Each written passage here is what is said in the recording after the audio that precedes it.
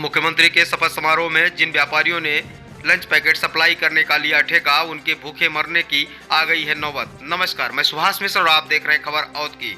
व्यापारियों का आरोप है कि हमने 11 महीने पहले बनी सरकार के शपथ समारोह में लंच पैकेट सप्लाई किया था, जिसका भुगतान अभी लंबित है। जब हम डीएम साहब से यह गुजारिश करते हैं कि हमारा पेमेंट करा दिया जाए, तो डीएम साहब का यह शब्द बड़ा ही चुभता है कि आपकी हैसियत के अनुसार ही आपको यह काम दिया गया था।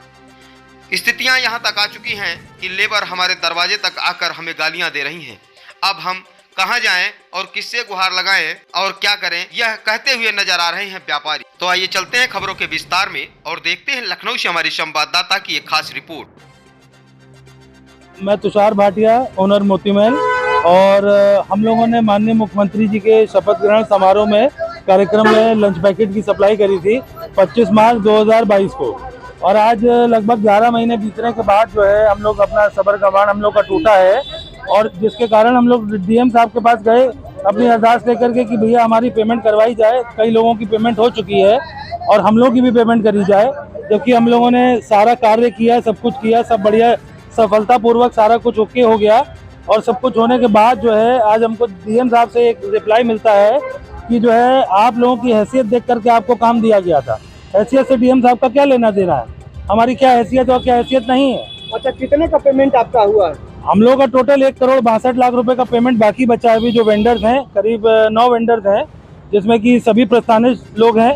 रॉयल कैफे है, बिंदासनी है, रॉयल डिलाइट है, बाउल एंड बॉक्सेस है, फूड सप्लाई करा द कुक है। हाँ, हम लोगों ने फूड पैकेट सप्लाई किया था। हम लोग को पैसा मिलना चाहिए।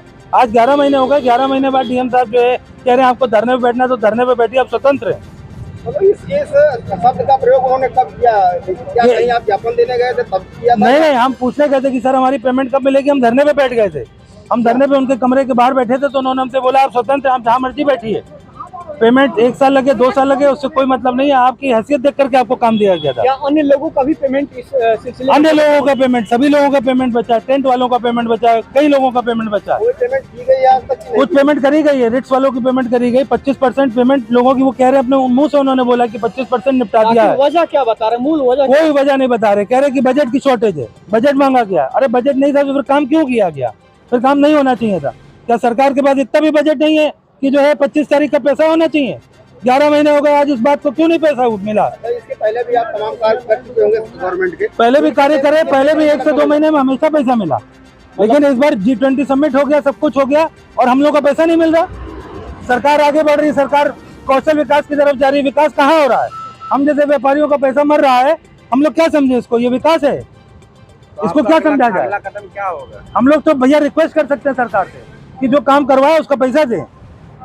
हम लोग की इतनी हैसियत नहीं है कि हम लोग इतना बड़ा रकम भूल जाए। जब आप धरने पे बैठे थे तो क्या कोई आपसे मिलने आया या फिर ऐसे ही? जी, मिलने आए थे, लेकिन सबको ये हुआ कि अरे आप आइए ऑफिस में बैठिए। लेकिन ऑफिस में बैठ के क्या करें?